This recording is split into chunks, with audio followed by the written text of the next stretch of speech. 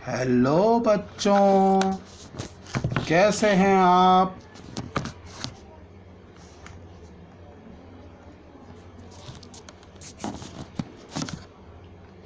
Hello बच्चों, कैसे हैं आप।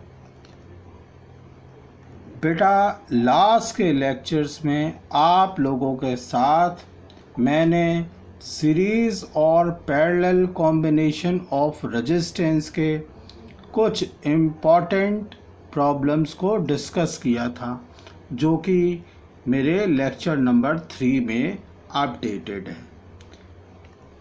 प्रेजेंट लेक्चर नंबर 4 में मैं आप लोगों के साथ अनदर इम्पॉर्टेंट प्रॉब्लम को डिस्कस करने जा रहा हूँ। इस प्रॉब्लम में बेटा पूछा गया है, the two unknown resistance R connected in series and parallel combination. In series their value is 25 ohm and in parallel combination their value is 4 ohm. Find the value of unknown resistance. बेटा, इसका मतलब है ये है कि इसमें आप लोगों को दो अननोन रेजिस्टेंस दिए गए हैं। उन रेजिस्टेंस को जब सीरीज में कंबाइन किया जाता है तो उनकी वैल्यू बेटा 25 ओम आती है, और उन्हीं रेजिस्टेंस को जब पैरेलल में कंबाइन किया जाता है तो उनकी वैल्यू 4 ओम आती है। इतना आपको दिया गया है, और इसकी बेसिस पे आपको जो दो अननोन रेजिस्टेंस हैं उनकी वैल्यू को फाइंड आउट करना होगा। तो बेटा, इसके लिए हमने क्या किया, जो अननोन रेजिस्टेंस हैं मैंने अज्यूम किया कि उनकी वैल्यू R1 और R2 है, और जब उनको सीरीज में कंबाइन किया जाता है तो उनकी वैल्यू P आती है, और जब उनको पैरेलल में कंबाइन किया जाता है तो उनकी वैल्यू 4 आती है। तो बेटा, हमारे पास जो सीरीज़ का फॉर्मूला है R = R1 + R2, और पैरेलल का जो फॉर्मूला है 1/R = 1/R1 + 1/R2। वहाँ पे बेटा सीरीज़ वाले फॉर्मूले में R को हम P से और पैरेलल वाले फॉर्मूले में R को हम Q से रिप्लेस कर देते हैं। और इस क्वेश्चन में जो हमारी P की वैल्यू दी हुई है 25 ओम और Q की वैल्यू दी है 4 ओम, उसको बेटा इन फॉर्मूले में रख देते हैं। तो हमारे पास बेटा फॉर्मूला बन जाता है 25 = R1 + R2, और पैरेलल वाले फॉर्मूले से 1/4 = 1/R1 + 1/R2। और इन फॉर्मूले को बेटा हम सॉल्व करते हैं। तो हमको देखो, सीरीज़ वाले फॉर्मूले से मैंने निकाला है R2 की वैल्यू, जो कि है 25 - R1। बेटा, ज़रूरी नहीं कि आप R2 की भी वैल्यू निकालें, आप R1 की भी वैल्यू निकाल सकते हैं। और दूसरा जो पैरेलल वाला फॉर्मूला है, जब आप उसको सॉल्व करते हैं तो बेटा क्या आता है, आपके सामने है R1 R2 = 4 ब्रैकेट में R1 + R2। अब बेटा इसमें क्या है, आपको R1 + R2 की वैल्यू जो 25 है वो रख देते हैं, और R2 की जो वैल्यू मैंने निकाली है 25 - R1 वो इस फॉर्मूले में हम रख देते हैं। जब हम R1 का अंदर मल्टीप्लाई करेंगे तो बेटा क्या मिलेगा, 25R1 - R1² = 100। अब इन सबको बेटा हम एक साइड कर लेते हैं तो हमारे पास क्या फॉर्मूला बन जाएगा, R1² - 25R1 + 100 = R2। अब ये बेटा एक क्वाड्रेटिक इक्वेशन है, जिसको हम सॉल्व करने के लिए स्प्लिटिंग द मिडिल टर्म का फॉर्मूला यूज़ करेंगे। तो बेटा इसके लिए क्या है जो 25R1 है उसको हम 20R1 और 5R1 में हम ब्रेक कर लेते हैं, क्योंकि 25 को जब हम जोड़ेंगे 20 प्लस 5, तो आपका क्या बन जाएगा 25। और जब हम 20 और 5 का मल्टीप्लाई करेंगे वो 100 होगा। तो ये बेटा क्वाड्रेटिक इक्वेशन का तरीका है। और इसको सॉल्व करने के लिए हमने क्या किया, फर्स्ट 2 टर्म से हमने R1 कॉमन लिया, तो हमारे पास क्या मिल गया R1 माइनस 20। और बाकी के 2 टर्म से हमने 5 कॉमन लिया, तो हमारे ब्रैकेट में आया R1 माइनस 20। अगेन हमने इसको रीअरेंज किया तो हमको मिल गया R1 minus 20 into R1 minus 5 is equal to 0। अब इस इक्वेशन को हम अलग अलग सॉल्व करेंगे, तो R1 माइनस 20 को सॉल्व करेंगे तो हमारे पास R1 की वैल्यू 20 मिल जाएगी, और इसी तरह से R1 माइनस 5 को सॉल्व करेंगे तो R1 की वैल्यू 5 मिल जाएगी। इस तरह से बेटा हमको R1 की 2 वैल्यूज़ मिल गई, 20 ओम और 5 ओम। अब इन दोनों वैल्यूज़ को हमने फर्स्ट इक्वेशन में पुट किया तो हमारे पास R1 की वैल्यू 5 और 20 आ गई, सॉरी R2 की वैल्यू 5 और 20 आ गई। तो इस तरीके से हमारे पास जो सेट मिला है अननोन रेजिस्टेंस का, उसे पता चलता है उनमें से एक रेजिस्टेंस जो है वो 20 ओम का है और दूसरा रेजिस्टेंस बेटा 5 ओम का है। ठीक है बेटा, समझ में आ गया होगा। अगर इसमें समझने में बेटा कोई प्रॉब्लम हो तो हमारा नीचे बेटा ईमेल का लिंक दिया है, उसमें आप अपनी समस्या को हमको पूछ सकते हैं, क्या चीज़ समझ में नहीं आई है। अब बेटा ये प्रॉब्लम नंबर 4 है, ये थोड़ी सी और कॉम्प्लिकेटेड प्रॉब्लम है।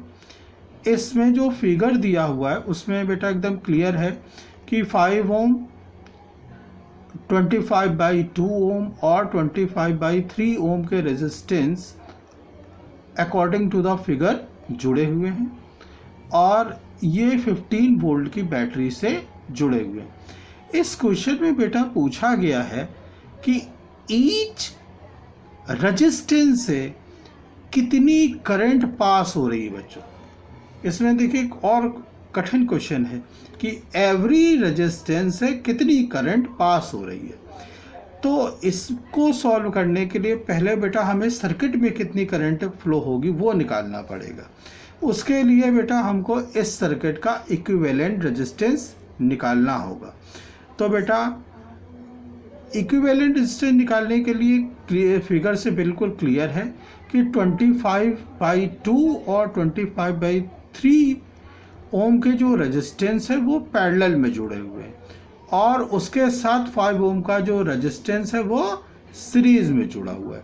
तो सबसे पहले बेटा हम क्या करेंगे, जो पैरेलल रेजिस्टेंस जो आपस में जुड़े हुए हैं इनकी वैल्यू हम निकाल लेंगे और इसकी वैल्यू को हम निकालने के लिए हमें पैरेलल कॉम्बिनेशन का फॉर्मूला यूज़ करना होगा। तो बेटा इसमें बिल्कुल क्लियर है 1/r is equal to 1/25/2 plus 1/25/3। अब इनको रेसिप्रोकेट करेंगे बेटा तो हमें क्या मिलेगा 1/r is equal to 2/25 plus 3/25। अब बेटा इनका एलसीएम ले लेंगे तो वो 25 आएगा और न्यूमरेटर में क्या आएगा 3 प्लस 2 आएगा और जब इनको जोड़ेंगे तो 1/r इज इक्वल टू 5/25 आएगा। तो r की वैल्यू क्या हो गई बेटा 25/5। तो r की वैल्यू क्या आ गई 5 ओम, यानी कि 25/2 और 25/3 ओम के रेजिस्टेंस जो कि पैरेलल में कंबाइंड थे उनकी वैल्यू क्या आ गई 5 ओम और 5 ओम के साथ जो बाहर जुड़ा हुआ है 5 ओम का रेजिस्टेंस वो सीरीज में है। तो उन दोनों को बेटा हमने जब जोड़ा R is equal to R1 plus R2 तो बेटा 5 ओम प्लस 5 ओम कितना हो गया बेटा 10 ओम। तो बेटा हमको क्या हुआ, इस सर्किट का जो इक्विवेलेंट रेजिस्टेंस है वो 10 ओम हो गया। अब बेटा करंट को निकालने के लिए हम क्या करते हैं, मान लेते हैं कि 5 ओम से हमारे पास मतलब 5 ओम वाले रेजिस्टेंस से I1 करंट पास हो रही है, 25/2 ओम के रेजिस्टेंस से I2 करंट पास हो रही है और 25/3 ओम से I3 करंट पास हो रही है। ये बेटा फिगर में मैंने बना दिया है। हाँ, एक बात और मैं बताऊं, जो बेटा पैरेलल में से रेजिस्टेंस कंबाइंड होते हैं उनका पोटेंशियल डिफरेंस सेम होता है। और बेटा इसमें क्लियर दिख रहा I1 जो है I2 और I3 में डिवाइड हो रहे हैं। इनको कैसे सॉल्व करेंगे ये बेटा हम आपको नेक्स्ट स्लाइड में बताने जा रहे हैं। तो बेटा इसमें देखा I1 is equal to I2 plus I3 और अकॉर्डिंग टू द बेटा ओम्स लॉ क्या होगा, V is equal to IR। तो यहाँ पे V की वैल्यू बेटा कितनी दी है, 15 वोल्ट। I हमें पता नहीं है और R की हमने बेटा वैल्यू लास्ट स्लाइड में कितनी निकाली है, 10 ओम। तो बेटा I की वैल्यू क्या आ गई, 15/10 एम्पियर, जिसको सॉल्व करेंगे तो क्या आएगा 1.5 एम्पियर। ठीक है बेटा, तो आपको I2 प्लस I3 की वैल्यू बेटा कितनी हो गई, 1.5 एम्पियर।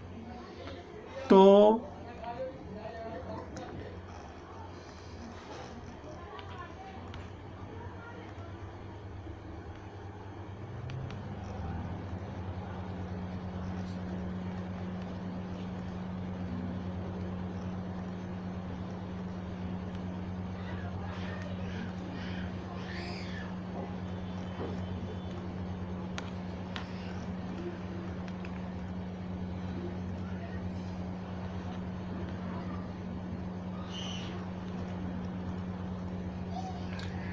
अब बेटा हमने क्या किया, बताया कि दोनों का पोटेंशियल डिफरेंस सेम होता है।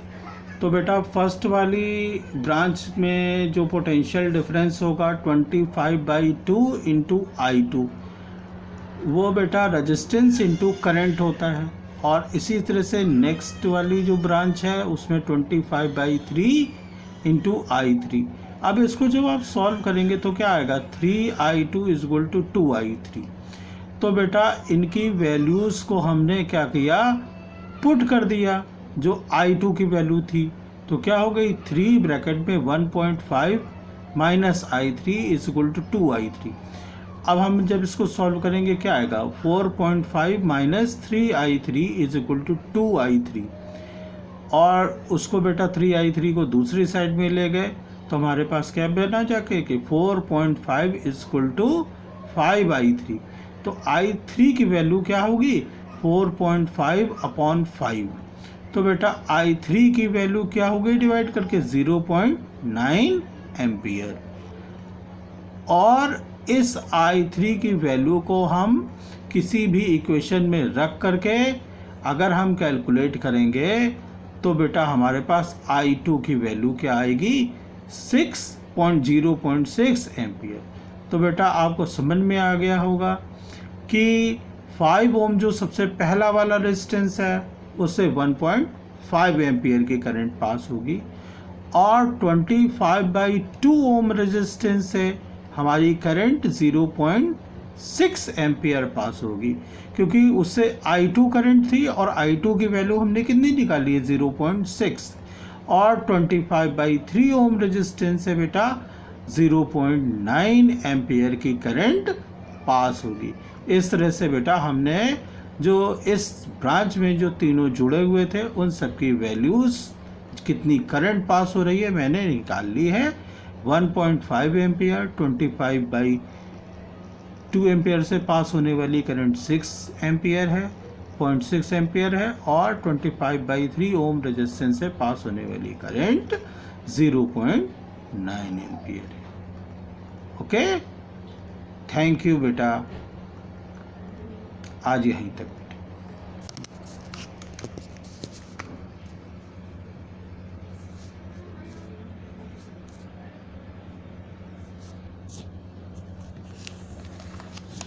ठीक है बेटा, समझ गए होगे।